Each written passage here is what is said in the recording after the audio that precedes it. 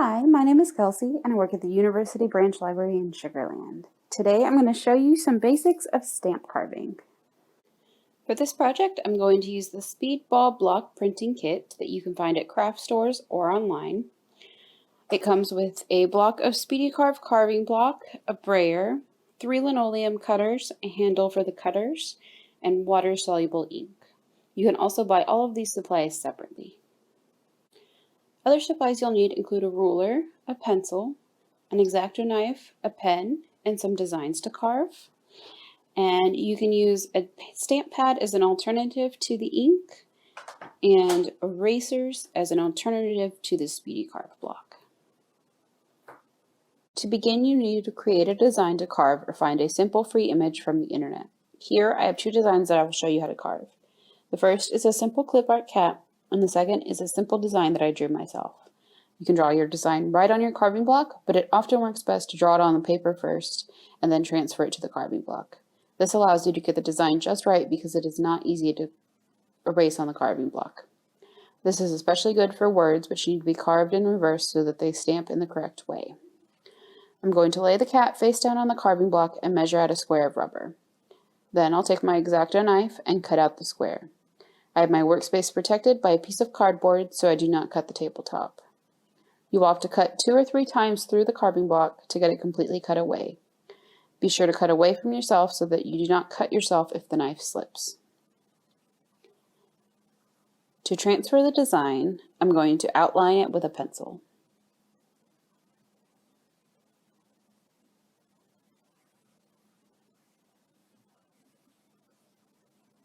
Then I'm going to place it face down onto the carving block and rub the back of it to transfer the drawn lines onto the carving block. Then you can take a pen or marker and darken the lines.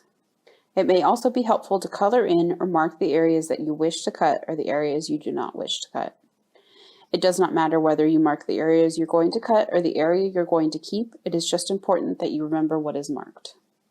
I'm going to cut away all of this area around the cat, so I will mark it to remind myself that it is going away. I'm also going to cut away some of this extra square so I have less excess to carve away.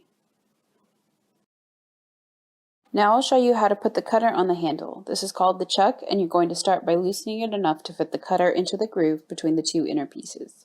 Do not remove the chuck all the way, just make sure it is still attached to the handle.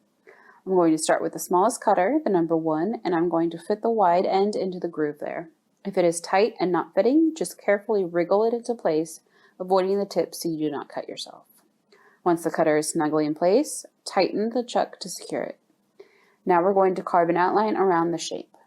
Make sure to always cut away from yourself and to keep your hand clear of the direction the cutter is going. These tips are very sharp and you don't want to cut yourself if the cutter slips. I'm going to lightly push the cutter around the edge of the shape to carve my outline. Once the outline is done, I can replace the cutter with a larger one to cut away the rest of the excess area. I'm going to use the number 3 cutter for the next part. To change the tip, you need to loosen the chuck. You may not need to remove the whole piece, just loosen it enough that you can try to very carefully wriggle the cutter free. This one came out pretty easily. I will show you what to do if your cutter does not come out easily later in the video. Once the cutter has been removed, simply put in the new tip and tighten the chuck again. You might have to carefully work the cutter into place in the chuck. Just be very careful to not cut yourself. Once the cutter is in place, I'm going to carefully carve away the extra rubber around the cat shape. Again, I'm going to lightly push the cutter through the rubber, carving away at the top of the rubber block.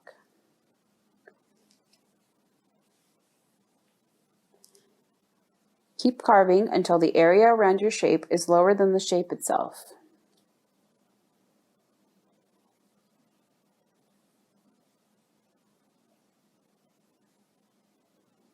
I'm also going to cut away some of this extra rubber on the edges.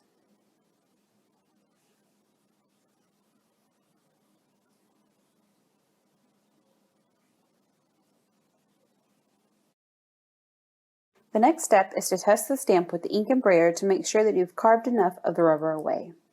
I'm using this paper plate as a palette for my ink, and I'm just going to put a little bit down, and then I'm going to roll my brayer in the ink until I have a nice thin layer on the brayer.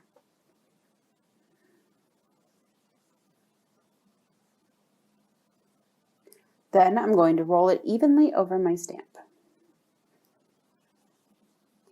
Once my stamp is inked, I will flip it over and carefully place it on some scratch paper, and then I'll place light, even pressure on the stamp to leave the image on the paper, and then carefully pull it away. As you can see, the stamp left some stray marks around the cat shape, so I'm going to clean my stamp off and then carve away those areas that I do not want to show. Wet wipes would be good to have on hand for cleaning stamps, but I'm just using paper towel to clean the stamp.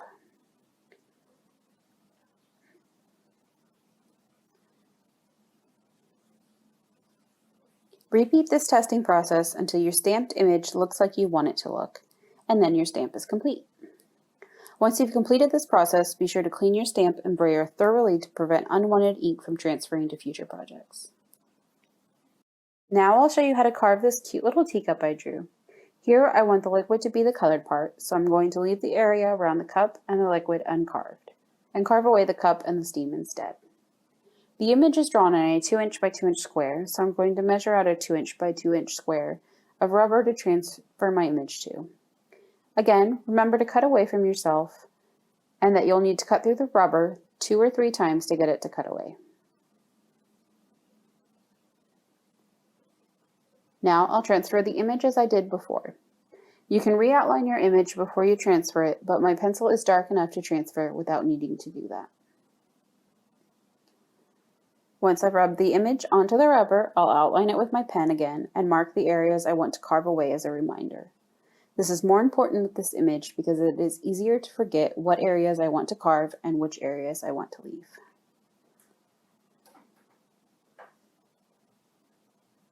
I still have the number 3 cutter in my handle, so I need to replace it with the number 1 cutter. Here I had a harder time removing the cutter from the handle. If the cutter does not remove easily from the chuck, you can remove the chuck completely and carefully work the cutter free. You may even need to lightly bang the chuck against the desk to help it loosen. Once the cutter is free, fit the 2 inside pieces back together and place them back into the chuck with the round part facing out and the flat end going towards the handle. Then screw the whole thing back onto the handle enough that it stays in place, but still loose enough to put the new cutter in. Then place your new cutter in as you did before and tighten the chuck.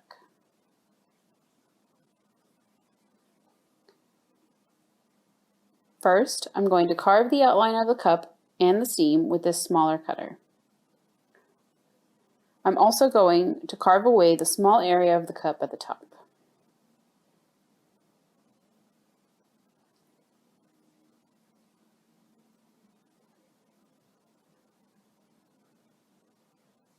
Once that is complete, I'm going to switch the cutter back to the number 3 cutter and carve away the inside of the cup.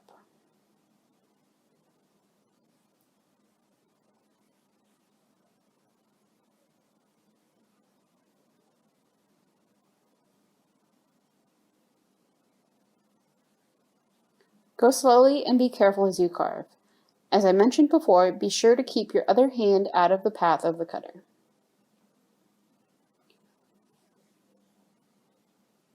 As you can see, I cut into some of the area that was supposed to be solid. That's okay with this design. I can just carve along the outline some more to include that. You want to be careful and go slowly though to try to avoid doing that. You can always carve away more, but you can't put the rubber back if you remove something you don't want to.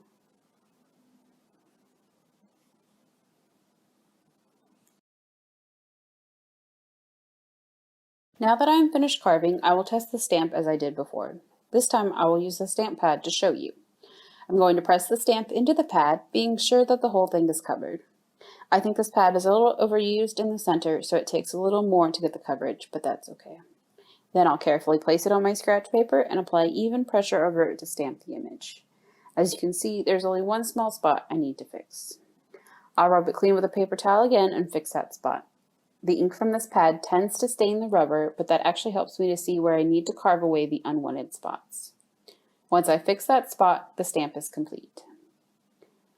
And those are some basics of carving your own stamps. If you enjoyed this video, check out the library's YouTube channel for more fun craft ideas. Thanks for watching and have a great day!